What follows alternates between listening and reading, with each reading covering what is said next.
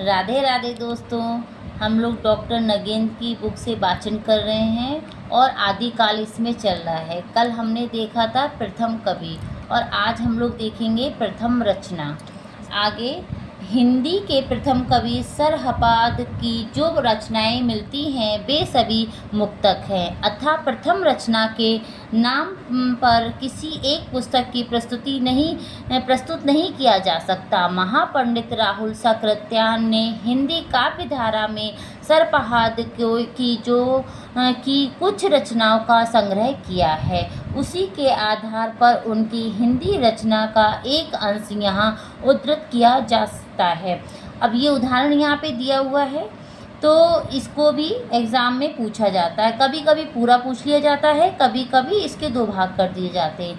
तो हम लोग एग्ज़ाम में इसको कैसे पहचानेंगे? तो यहाँ पर आप लोगों को समझ में आ गया होगा कि राहुल सकृत्यान ने सरपहाद को ही प्रथम कवि माना है और उनकी रचना को ही प्रथम रचना माना है।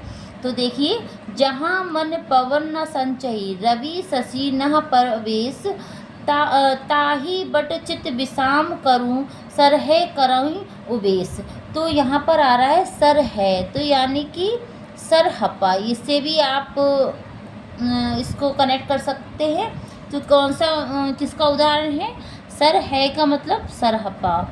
आगे पंडी सा अल सत्य बखाणई देही बुद्ध बसंत न जा रही। तो सरहपाद जो थे वो पंडित थे, तो उनका भी आप यहाँ से कनेक्ट कर सकते हैं कि यहाँ पर तो आप इस उदाहरण में सर है पकड़ेंगे तो सरहपा, और यहाँ पर पंडी आ पकड़ेंगे तो कौन था? सरहपा।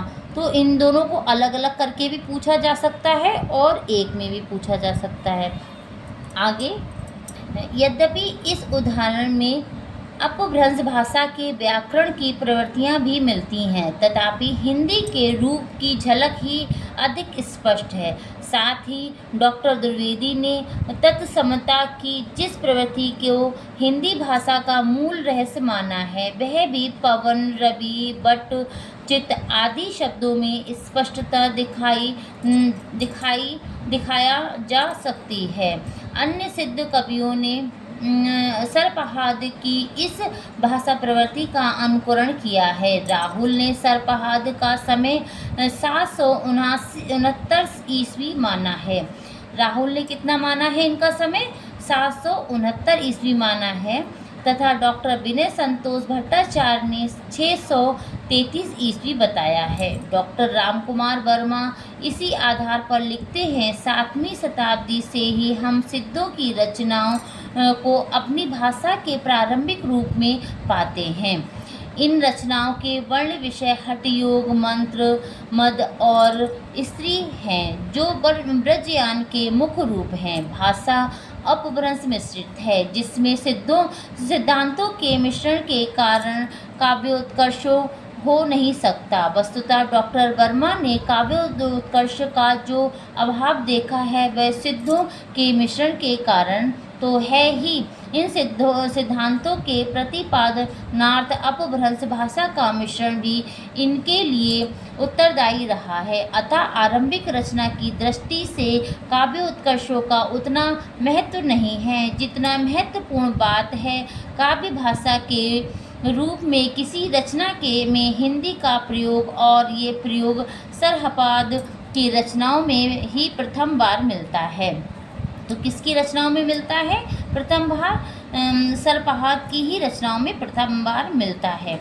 आगे, यदि एक ग्रंथ के रूप में हिंदी की प्रथम रचना का निर्धारण करना हो तो सरपहाद आदि सिद्धों की मुक्तक कविताओं के पश्चात जैन आचार्य देवसेन कृत श्रवकाचार्य ग्रंथ का नाम लिया जा सकता है।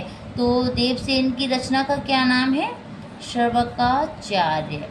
ठीक है। आगे, इसमें सरपहाद की दोहा शैली का विकसित रूप मिलता है। देवसेन ने इस ग्रंथ में 250 दोहों में श्रवाक धर्म का वर्णन किया है। तो इसमें कितने दोहों का है वर्णन? 250। ये एग्जाम में पूछा जाता है कि कितने इस रचना में दोहों की संख्या है, तो 250। गृहस्थ धर्म का वर्णन का केंद्र है, अतः इसमें साहित्यिक तत्वों का अभाव नहीं। इस दृष्टि से ग्रंथ रूप में ये हिंदी की प्रथम साहित्यिक रचना है। धन्यवाद। आज हम लोग यहीं तक करेंगे।